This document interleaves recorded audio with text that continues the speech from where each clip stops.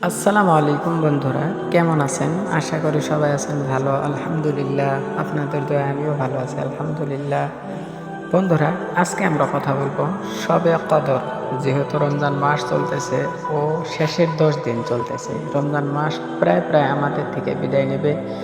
আর এর মধ্যে এমন একটা রাত আমাদের কাছে আসছে যার নাম শবে কদর।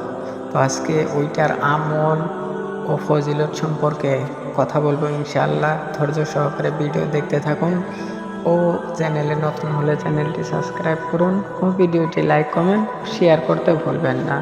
এবার চলুন শিখে আসি।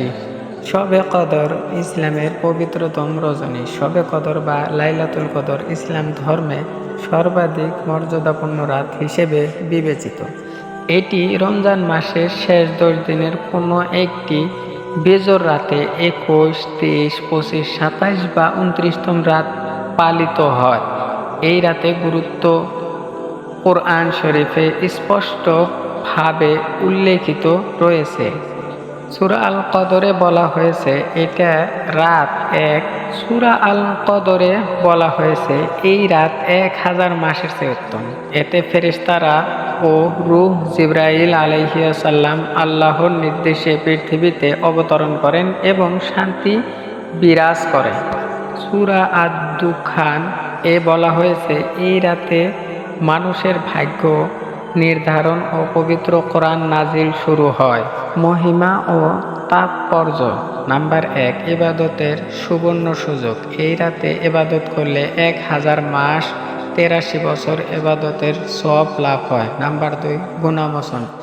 নিষ্ঠার সাথে ইবাদত করলে অতীতের গুনাহ মাফ করা হয়। বুখারী ও মুসলিমের হাদিস। নাম্বার 3, দোয়া কবুল। এই রাতে আল্লাহ বান্দার দোয়া বিশেষভাবে কবুল করেন। কিভাবে পালন করা হয়?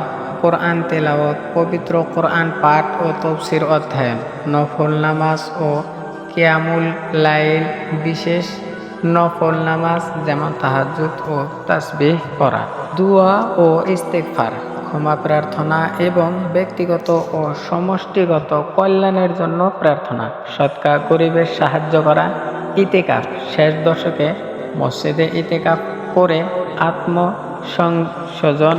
বাংলাদেশ ও পশ্চিমবঙ্গের প্রেক্ষাপট।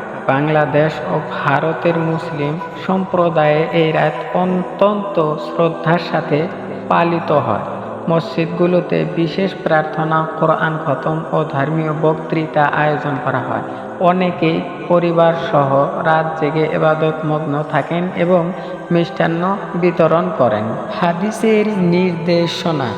নবী মুহাম্মদ সাল্লাল্লাহু আলাইহি ওয়াসাল্লাম বলেছেন, রমজানের শেষ দশকের বিজোর রাতগুলিতে লাইলাতুল কদর তালাশ করো। তিনি আরও উল্লেখ করেছেন যে এই রাতের একটি নির্দেশ হল পরদিন সকালের সূর্য উদয়কালে তা নিষ্প্রভাব ও লালচে দেখা যায়। সতর্কতা।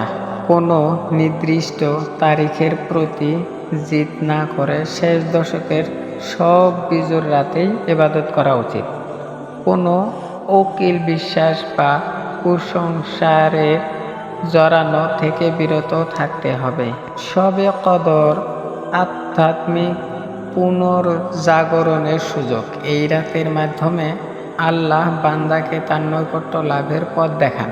তা ও নিষ্ঠার সাথে ইবাদত করাই হলো এর মূল উদ্দেশ্য। বন্ধুরা, কেমন হলো?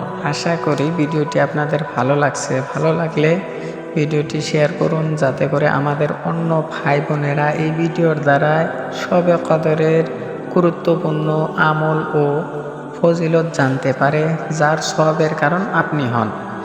আর ভিডিও লাইক কমেন্ট শেয়ার করতে ভুলবেন না ও চ্যানেলে নতুন হলে চ্যানেলটি সাবস্ক্রাইব করুন।